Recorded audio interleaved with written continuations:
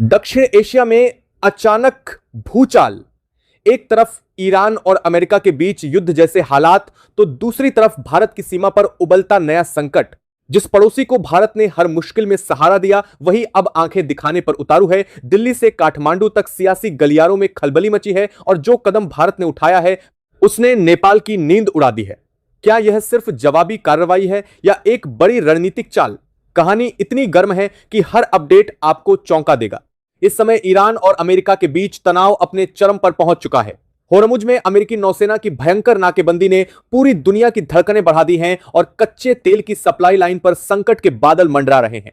लेकिन दोस्तों, दुनिया की नजरें जहां पश्चिम एशिया के इस महायुद्ध पर टिकी हैं, वहीं भारत के पड़ोस में एक ऐसी खिचड़ी पक रही है जिसके बारे में जानकर आप दंग रह जाएंगे।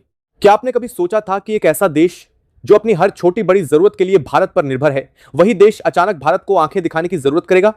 साल 2026 की शुरुआत में ही नेपाल ने भारत के साथ एक ऐसा बेवजह का पंगा ले लिया है जिसकी कीमत अब उसे चुकानी पड़ रही है। अमेरिका और ईरान के बीच मचे घमासान के बीच नेपाल ने भारत से आने वाले सामान पर जो सख्ती दिखाई है, उसने दिल्ली के गलियारों में हलचल पैदा कर दी है। आखिर नेपाल के मन में क्या चल रहा है और क्यों उसने अचानक अपनी सीमाएं भारतीय मालवाहकों के लिए मुसीबत का रास्ता बना दी हैं? लेकिन क्योंकि दुनिया पहले से ही यह सोच रही थी कि भारत ने नेपाल पर एक महीन सा फैसला भी लिया तो नेपाल की इकोनॉमी क्रैश कर जाएगी, लोग सड़कों पर आ जाएंगे और बालेंद्र शाह की कुर्सी गिरने के कगार पर आ जाएगी। और यकीन मानिए, मोदी सरकार से नेपाल के लिए वो फैसला आ चुका है और इसकी शुरुआत धमाकेदार तरीके से हो चुकी है। नेपाल की हरकतों पर ब्रेक लगाने के लिए भारत ने 2 धमाकेदार ऐलान कर डाले हैं, जिसने आज नेपाल में तूफान मचा दिया है। दोस्तों, बात सिर्फ इतनी सी नहीं है कि नेपाल ने नियम बदले हैं, बल्कि बात उस नीयत की है जिसने भारत जैसे बड़े भाई को कड़े फैसले लेने पर मजबूर कर दिया है। नेपाल ने ऐलान कर दिया कि अब अगर कोई भी व्यक्ति भारत से मात्र 100 रुपए का सामान लेकर सीमा पार करेगा तो उसे भंसार यानी सीमा शुल्क देना होगा। इतना ही नहीं, नेपाल के अंदर भारतीय ट्रक ड्राइवरों और मालवाहकों के खिलाफ जो सख्ती शुरू हुई है, उसने व्यापार की कमर तोड़ दी है। जैसे ही कोई भारतीय ट्रक नेपाल की सीमा में कदम रखता है, वहां की ट्रैफिक पुलिस और प्रशासन गिद्ध की तरह झपट पड़ते हैं। जरा सोचिए, 14 चक्के वाले ट्रक में अगर 25 टन से 1 किलो भी ज्यादा वजन हुआ या 12 चक्के वाले ट्रक में 21 टन की सीमा पार हुई तो सीधा 10 शून्य रुपए का भारी भरकम जुर्माना। यह कोई सामान्य चेकिंग नहीं है, बल्कि एक सोची समझी रणनीति लगती है जिसे नेपाल के कुछ कट्टरपंथी नेता हवा दे रहे हैं। लेकिन नेपाल यह भूल गया कि भारत अब वो पुराना वाला देश नहीं है जो सिर्फ हाथ जोड़कर देखता रहेगा। भारत ने अब नेपाल के खिलाफ वो भयंकर एक्शन लिया है जिसकी कल्पना काठमांडू में बैठे हुक्मरानों ने सपने में भी नहीं की थी। क्या भारत ने नेपाल की आर्थिक घेराबंदी शुरू कर दी है या यह सिर्फ एक ट्रेलर है? नेपाल की इस अकड़ के पीछे का सबसे बड़ा मोहरा है काठमांडू के मेयर बालें शाह, जिनके नए भंसार नियमों ने सीमा पर आग लगा दी है। बालें शाह के नियमों के बाद नेपाल ने भारतीय मालवाहकों के लिए जो कांटे बिछाए हैं, उनका जवाब भारत ने अपनी डिजिटल सर्जिकल स्ट्राइक से दिया है। भारत नेपाल सीमा पर होने वाली हर एक गतिविधि पर नजर रखने के लिए फेस रिकॉग्निशन सिस्टम यानी FRS तैनात कर दिया है। अब नेपाल से आने वाला हर शख्स और वहां जाने वाला हर व्यक्ति कैमरे की नजर में होगा।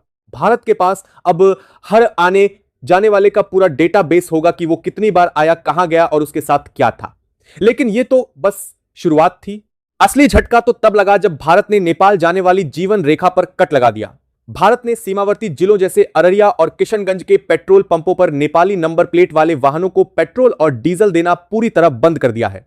कल्पना कीजिए, नेपाल में तेल की किल्लत और भारत का यह सख्त रुख, क्या नेपाल अब घुटनों पर आएगा? चलिए इस पूरी कहानी की तह तक जाते हैं और समझते हैं कि आखिर यह विवाद शुरू कहां से हुआ। नेपाल के तराई इलाकों में रहने वाले लोग और भारतीय व्यापारी पिछले कई महीनों से एक अजीब सी दहशत और उलझन में हैं। नेपाल की सरकार ने एक 659 पन्नों की लंबी चौड़ी लिस्ट जारी की है, जिसमें छोटी से छोटी खाने पीने की चीज से लेकर बड़े इलेक्ट्रॉनिक सामान तक पर भारी कस्टम ड्यूटी लगा दी गई है। अगर आप भारत से 1 किलो चीनी या कुछ कपड़े भी लेकर जा रहे हैं तो नेपाल की पुलिस आपको अपराधी की तरह रोक लेगी।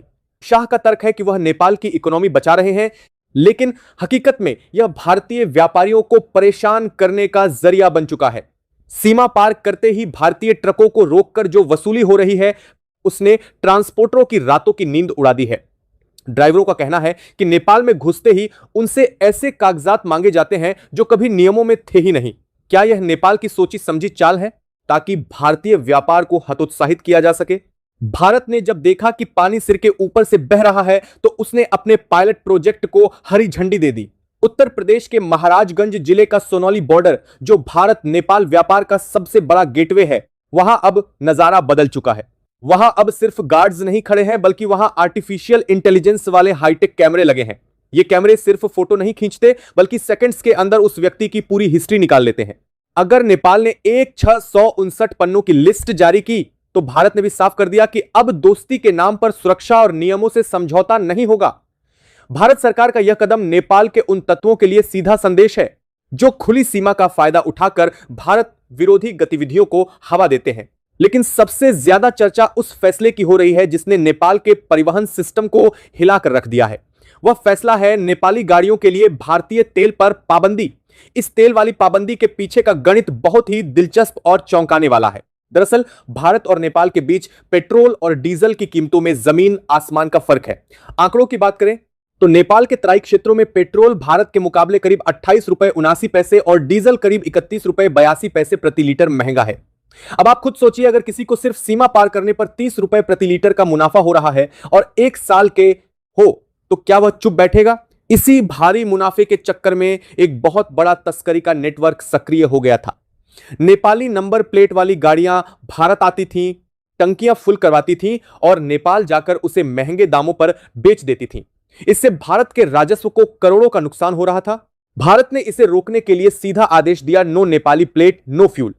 यह फैसला नेपाल के लिए किसी इकोनॉमिक शॉक से कम नहीं है, क्योंकि उसकी सीमावर्ती अर्थव्यवस्था इसी तस्करी के सहारे सांस ले रही थी। नेपाल के भीतर इस समय भारत के खिलाफ एक खास तरह का नैरेटिव सेट करने की कोशिश की जा रही है। लेकिन वहां के आम लोग जानते हैं कि अगर भारत ने हाथ खींच लिया तो नेपाल का क्या होगा। ट्रकों पर लगाए जा रहे 10 शून्य रुपए के जुर्माने ने स्थिति को इतना तनावपूर्ण बना दिया है कि कई भारतीय ट्रक मालिकों ने नेपाल माल भेजने से ही मना कर दिया है। इससे नेपाल में जरूरी चीजों की कीमतें आसमान छूने लगी हैं। वहां की ट्रैफिक पुलिस की यह गुंडागर्दी अब भारी पड़ने वाली है। ड्राइवरों का दर्द सुनिए। वे कहते हैं कि 25 टन का लोड तो कंपनी से ही फिक्स होकर आता है, लेकिन नेपाल की पुलिस उसे अपनी मर्जी से तौलती है और फिर शुरू होता है वसूली का खेल। क्या नेपाल की सरकार को इस बात का अंदाजा नहीं है कि उसकी ये हरकतें उसे एक बड़े संकट की ओर धकेल रही हैं? भारत की ओर से शुरू किया गया फेस रिकॉग्निशन सिस्टम सिर्फ एक डेटाबेस नहीं है, बल्कि यह भारत की आंतरिक सुरक्षा के लिए एक मजबूत ढाल है। सोनौली बॉर्डर पर जो 22 बॉर्डर पॉइंट्स हैं, उनमें से महाराजगंज के इस बॉर्डर को सबसे पहले चुना गया, क्योंकि यहीं से सबसे ज्यादा आवाजाही होती है। अब कोई भी व्यक्ति जो संदिग्ध है या जिसकी नीयत साफ नहीं है, वह भारत की नजरों से नहीं बच पाएगा। नेपाल से भारत आने वाले और भारत से नेपाल जाने वाले हर शख्स की डिजिटल कुंडली अब भारत के पास होगी। यह सिस्टम इतना सटीक है कि अगर कोई भेष बदलकर भी आने की कोशिश करे तो इसके एल्गोरिदम उसे तुरंत पकड़ लेंगे। नेपाल की तरफ से जो कड़े फैसले लिए गए, भारत ने उनका जवाब स्मार्ट गवर्नेंस से दिया है। लेकिन रुकिए, कहानी में एक और मोड़ है। नेपाल के बालिंद्र शाह जिस तरह से भारतीय सामान पर सख्ती कर रहे हैं, उसके पीछे कुछ बाहरी ताकतों का हाथ होने की भी आशंका जताई जा रही है। क्या चीन नेपाल को भारत के खिलाफ भड़का रहा है? क्या यह नेपाल की अपनी मर्जी है या वह किसी और के इशारे पर नाच रहा है? क्योंकि जिस समय पूरी दुनिया ईरान और अमेरिका के बीच तनाव के कारण महंगाई से जूझ रही है, उस समय नेपाल का भारत से पंगा लेना पैर पर कुल्हाड़ी मारने जैसा है। भारत ने पेट्रोल पंपों पर जो बैन लगाया है, उसने तस्करी के सिंडिकेट की कमर तोड़ दी है। अब उन लोगों की शामत आ गई है जो ड्रमों में भरकर तेल ले जाते थे और नेपाल में काला बाजारी करते थे। यह भारत का एक ऐसा मास्टर स्ट्रोक है जिससे तस्करी भी रुक गई और नेपाल को अपनी औकात का अंदाजा भी हो गया। नेपाल के व्यापारियों में भी अब इस बात को लेकर गुस्सा बढ़ रहा है। उन्हें डर है कि अगर भारत ने अपनी सीमाएं पूरी तरह से रेगुलेट कर दी तो नेपाल का व्यापार ठप हो जाएगा। भारत ने जो FRS यानी फेस रिकॉग्निशन सिस्टम लगाया है, उससे उन लोगों को सबसे ज्यादा दिक्कत हो रही है जो दोहरी नागरिकता या फर्जी पहचान पत्र लेकर घूमते थे। अब नेपाल के लिए खुली सीमा का मतलब खुली छूट नहीं रह गया है। भारत की ओर से उठाया गया यह कदम 2026 के नए भारत की उस नीति को दर्शाता है जिसमें हम दोस्ती तो निभाएंगे, लेकिन अपने राष्ट्रीय हितों और आत्मसम्मान की कीमत पर नहीं। नेपाल को अब यह समझना होगा कि भारत से पंगा लेना उसके लिए कितना महंगा साबित हो सकता है। ईरान और अमेरिका के बीच हॉर्मुज की खाड़ी में जो बारूद की गंध आ रही है, उसका असर पूरी दुनिया के तेल बाजार पर पड़ना तय है। ऐसी स्थिति में भारत अपनी ऊर्जा सुरक्षा को लेकर बहुत सतर्क है। नेपाल में तेल की तस्करी भारत के लिए एक बड़ा लीकेज था, जिसे अब बंद कर दिया गया है। अररिया और किशनगंज के पेट्रोल पंपों पर अब सन्नाटा है, लेकिन यह सन्नाटा नेपाल की सरकार के लिए एक चेतावनी है। भारतीय ट्रकों पर 10-0 का जुर्माना और भारत की ओर से तेल की बंदी, यह एक ऐसा चक्रव्यूह है जिसमें नेपाल खुद फंस गया है। क्या नेपाल अपने नियमों को वापस लेगा या फिर भारत अभी और भी कड़े फैसले लेने वाला है? नेपाल की तरफ से जो 1659 पन्नों की टैरिफ लिस्ट जारी हुई है, उसमें कुछ ऐसी चीजें भी शामिल हैं जो रोजमर्रा की जरूरत की हैं। नमक, दाल, चावल जैसी चीजों पर भी जिस तरह से ड्यूटी बढ़ाई गई है, उससे नेपाल की जनता ही परेशान हो रही है। बालेंद्र शाह को शायद लग रहा है कि वह पॉपुलर हो रहे हैं, लेकिन हकीकत में वह नेपाल को एक आइसोलेशन की तरफ ले जा रहे हैं। भारत ने जो डिजिटल स्कैनर और कैमरे बॉर्डर पर लगाए हैं, वे अब पल पल की जानकारी दिल्ली भेज रहे हैं। यह एक नए युग की शुरुआत है, जहां सीमा सुरक्षा सिर्फ हथियारों से नहीं बल्कि डेटा और टेक्नोलॉजी से की जा रही है। नेपाल की सख्ती का एक और पहलू है भारतीय ड्राइवरों का उत्पीड़न। नेपाल के ट्रैफिक नियम इतने जटिल बना दिए गए हैं कि भारतीय वाहनों के लिए वहां सर्वाइव करना मुश्किल हो गया है। लेकिन भारत ने भी दिखा दिया है कि अगर आप हमारे नागरिकों को परेशान करेंगे तो हम आपकी रगों में दौड़ने वाले ईंधन की सप्लाई लाइन ही काट देंगे। बिहार और उत्तर प्रदेश के बॉर्डर इलाकों में नेपाली वाहनों की लंबी कतारें लगी रहती थीं, जो अब गायब हो गई हैं। भारत का यह पेट्रोल डीजल प्रहार नेपाल की अर्थव्यवस्था के लिए सबसे बड़ा सबक है। क्या काठमांडू अब अपनी नीति बदलेगा या फिर चीन की गोद में जाकर बैठने की कोशिश करेगा? इस पूरे विवाद में सबसे दिलचस्प बात यह है कि भारत ने अभी तक आधिकारिक तौर पर नेपाल के खिलाफ कोई बैन शब्द का इस्तेमाल नहीं किया है। भारत का कहना है कि वह सिर्फ तस्करी रोक रहा है और अपनी सीमाओं को सुरक्षित बना रहा है, लेकिन यह डिप्लोमेटिक भाषा नेपाल के लिए बहुत भारी पड़ रही है। फेस रिकॉग्निशन सिस्टम की वजह से अब उन स्लीपर सेल्स और संदिग्ध लोगों का बचना नामुमकिन है जो नेपाल के रास्ते भारत में घुसपैठ की फिराक में रहते थे। भारत ने एक तीर से कई निशाने साधे हैं, तस्करी रोकी, सुरक्षा बढ़ाई और नेपाल को उसकी सीमा समझा दी। नेपाल में भारतीय मालवाहकों के खिलाफ जो नफरत फैलाई जा रही है, उसका अंजाम बुरा हो सकता है। अगर भारतीय मालवाहक पूरी तरह से हड़ताल पर चले गए तो नेपाल में खाने के लाले पड़ जाएंगे। नेपाल की सरकार को यह याद रखना चाहिए कि उनकी रसोई का चूल्हा और उनकी गाड़ियों का पहिया भारत की कृपा से ही चलता है। 10 रुपए का चालान काटकर वह कुछ हजार तो कमा सकते हैं, लेकिन भारत के साथ जो विश्वास का रिश्ता है, उसे खोकर वे अपना भविष्य अंधकार में डाल रहे हैं। भारत ने सोनौली बॉर्डर से जो शुरुआत की है, वह जल्द ही सभी 22 बॉर्डर पॉइंट्स पर लागू होने वाली है। ईरान अमेरिका तनाव की वजह से सप्लाई चेन पहले ही प्रभावित है। ऐसे में नेपाल का यह बचकाना व्यवहार उसे अंतरराष्ट्रीय स्तर पर भी अलग थलग कर सकता है। भारत की ओर से लगाया गया सप्लाई चेन पार राष्ट्रीय स्तर पर भी अलग थलग कर सकता है। फेस रिकॉग्निशन सिस्टम सुरक्षा विशेषज्ञों के बीच काफी चर्चा में है। यह भारत की स्मार्ट बॉर्डर मैनेजमेंट की एक मिसाल है। अब नेपाल से आने वाले हर ट्रक, हर बस और हर पैदल यात्री का रिकॉर्ड भारत के पास सुरक्षित रहेगा। यह सिस्टम न केवल अपराध रोकने में मददगार होगा, बल्कि व्यापार को भी पारदर्शी बनाएगा। नेपाल अगर ईमानदारी से व्यापार करना चाहता है तो उसे भारत की इस पहल का स्वागत करना चाहिए, न कि भारतीय ड्राइवरों को जुर्माना लगाकर डराना चाहिए।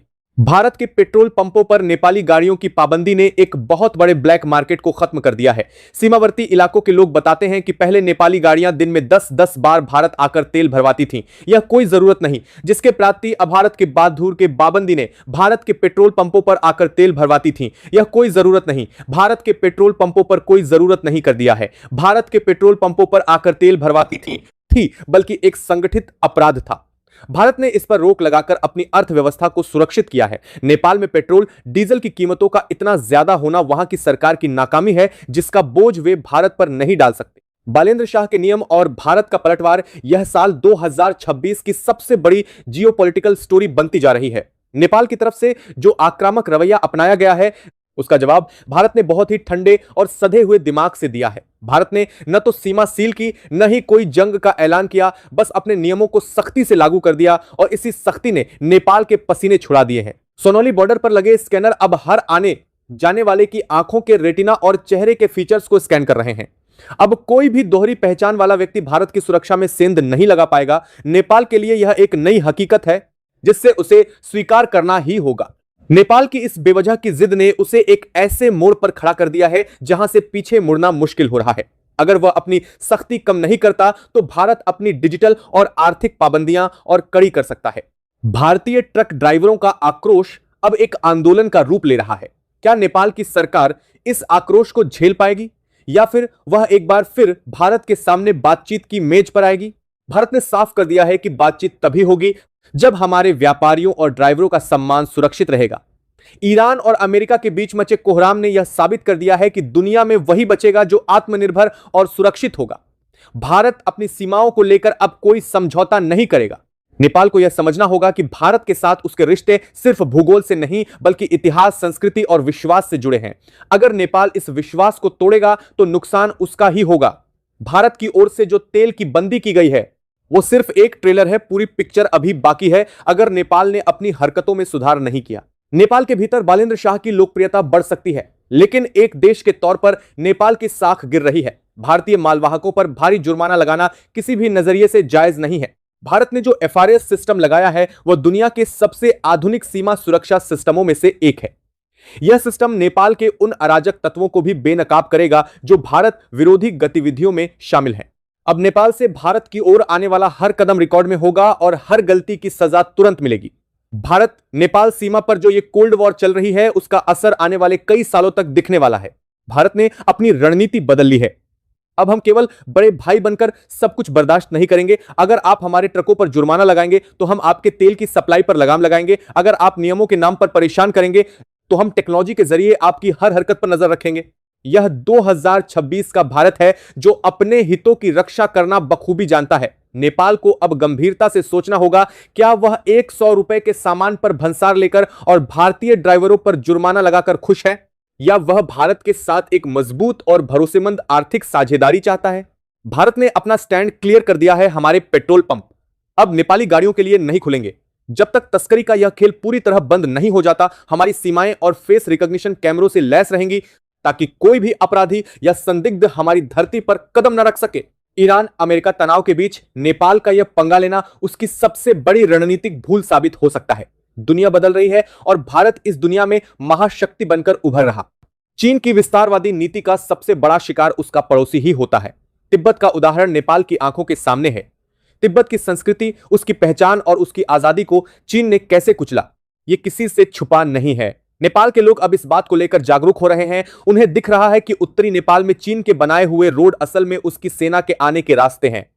भारत से जो सड़कें और रेल लाइनें आ रही हैं वो व्यापार और समृद्धि के लिए हैं, जबकि चीन की सड़कें सिर्फ कब्जे के लिए। बालेंद्र शाह को यह समझना होगा कि अमेरिका और चीन के लिए नेपाल महज एक मोहरा है जिसे वो भारत को घेरने के लिए इस्तेमाल करना चाहते हैं। उनका नेपाल के विकास से कोई लेना देना नहीं है, लेकिन भारत के लिए नेपाल उसका परिवार है। जब परिवार के बीच कोई गलतफहमी होती है तो उसे बैठकर सुलझा लिया जाता है, और बालेंद्र शाह का भारत आना इसी दिशा में एक बड़ा कदम है। भारत अब नेपाल में भारी निवेश करने की योजना बना रहा है जिससे वहां के लाखों युवाओं को रोजगार मिलेगा। कल्पना कीजिए एक ऐसे नेपाल की जहां रक्सौल से चलकर ट्रेन काठमांडू के बीचों बीच पहुंचती है, जहां नेपाल की बिजली भारत के ग्रिड के जरिए पूरे दक्षिण एशिया को रोशन करती है, और जहां नेपाल का टूरिज्म दुनिया का नंबर 1 डेस्टिनेशन बन जाता है। यह सब मुमकिन है बशर्ते नेपाल की सरकार अपनी नीयत साफ रखे। बालेंद्र शाह के पास इतिहास रचने का मौका है। वो या तो नेपाल के सबसे महान सुधारक बन सकते हैं या फिर एक ऐसे नेता जिसने विदेशी दबाव में आकर अपने देश का भविष्य दांव पर लगा दिया। लेकिन सस्पेंस अभी खत्म नहीं हुआ है। जिस वक्त बालेंद्र शाह दिल्ली में होंगे, ठीक उसी वक्त चीन की तरफ से कोई बड़ा प्रोपेगेंडा शुरू किया जा सकता है। हो सकता है कि सीमा पर फिर से कोई छोटी मोटी झड़प या घुसपैठ की खबर आए। चीन अपनी हार इतनी आसानी से स्वीकार नहीं करता। वो नेपाल के भीतर मौजूद अपने स्लीपर सेल्स को एक्टिवेट कर सकता है ताकि बालेंद्र शाह की यात्रा को नाकाम किया जा सके। भारत की सुरक्षा एजेंसियां इस खतरे को लेकर पूरी तरह अलर्ट हैं। ईरान और अमेरिका की जंग के साए में दुनिया का ध्यान भले ही मिडिल ईस्ट पर हो, लेकिन दक्षिण एशिया की किस्मत का फैसला हिमालय की चोटियों पर हो रहा है। भारत ने दिखा दिया है कि वो अब सिर्फ अपनी सीमाओं की रक्षा नहीं करता, बल्कि अपने दोस्तों की संप्रभुता को बचाने के लिए भी किसी भी हद तक जा सकता है। नेपाल को यह भरोसा दिलाना जरूरी है कि भारत उसके साथ हर कदम पर खड़ा है। बालेंद्र शाह का दिल्ली आना इस भरोसे की जीत है। तो क्या अब नेपाल और भारत के रिश्तों में एक नया सुनहरा अध्याय शुरू होने वाला है, या फिर यह सिर्फ एक सीज फायर है जो कुछ वक्त बाद फिर से तनाव में बदल जाएगा? बालेंद्र शाह के मंत्रियों का 20 दिन में गिरना, क्या यह इशारा है कि नेपाल में कोई बड़ी सियासी उथल पुथल होने वाली है? क्या वहां की जनता अब पूरी तरह से भारत समर्थक सरकार की मांग कर रही है? ये वो सवाल हैं जिनके जवाब हमें बालेंद्र शाह के दिल्ली दौरे के दौरान मिलेंगे। नेपाल की जनता का भारत के प्रति प्रेम आज भी उतना ही गहरा है जितना सदियों पहले था। पशुपतिनाथ की धरती और काशी अयोध्या का रिश्ता कभी टूट नहीं सकता। राजनीतिक पार्टियां आती जाती रहेंगी, प्रधानमंत्री बदलते रहेंगे, लेकिन भारत और नेपाल की यह अटूट डोर हमेशा सलामत रहेगी। चीन और अमेरिका चाहे कितनी भी कोशिश कर लें, वो इस सांस्कृतिक और भावनात्मक पुल को नहीं तोड़ सकते। भारत का हर नागरिक नेपाल की खुशहाली की कामना करता है और यही भारत की सबसे बड़ी ताकत है। लेकिन रुकिए, खेल में अभी एक और मोड़ आना बाकी है। क्या आपको पता है कि बालेंद्र शाह के साथ दिल्ली आ रहे डेलीगेशन में कुछ ऐसे लोग भी शामिल हैं जो पर्दे के पीछे से चीन के इशारे पर काम करते रहे हैं? क्या मोदी जी इन चेहरों को पहचान पाएंगे? और क्या भारत उन गुप्त समझौतों का पर्दाफाश करेगा जो नेपाल ने पिछले कुछ महीनों में गुपचुप तरीके से चीन के साथ किए थे? सस्पेंस की ये परतें अभी और खुलेंगी। अगले कुछ दिनों में जो खबरें काठमांडू और दिल्ली से आएंगी वो पूरी दुनिया की हेडलाइंस बनेंगे। भारत की नेबरहुड फर्स्ट पॉलिसी का यह सबसे बड़ा लिटमस टेस्ट है। अगर भारत ने बालेंद्र शाह को पूरी तरह अपने पाले में कर लिया तो यह चीन के लिए 2026 का सबसे बड़ा झटका होगा। यह सिर्फ एक कूटनीतिक जीत नहीं होगी, बल्कि यह करोड़ों नेपाली और भारतीय नागरिकों की भावनाओं की जीत होगी। भारत और नेपाल की सीमा पर जो सन्नाटा भी दिख रहा है वो किसी बड़े तूफान के आने की आहट है या फिर एक नई शांति का प्रतीक। कस्टम ड्यूटी का जो विवाद था वो अब लगभग सुलझ चुका है, क्योंकि भारत ने बड़े भाई का बड़प्पन दिखाते हुए कुछ रियायतें देने का मन बना लिया है। दोस्तों, अगर आपको ये वीडियो पसंद आई हो तो इसे लाइक जरूर करें, चैनल को सब्सक्राइब करें और अपने दोस्तों के साथ शेयर करना बिल्कुल ना भूलें। साथ ही बेल आइकन दबाना मत भूलिए ताकि आपको ऐसी ही धमाकेदार और एक्सक्लूसिव अपडेट्स सबसे पहले मिलती रहें। और कमेंट सेक्शन में जरूर लिखें। जय हिंद,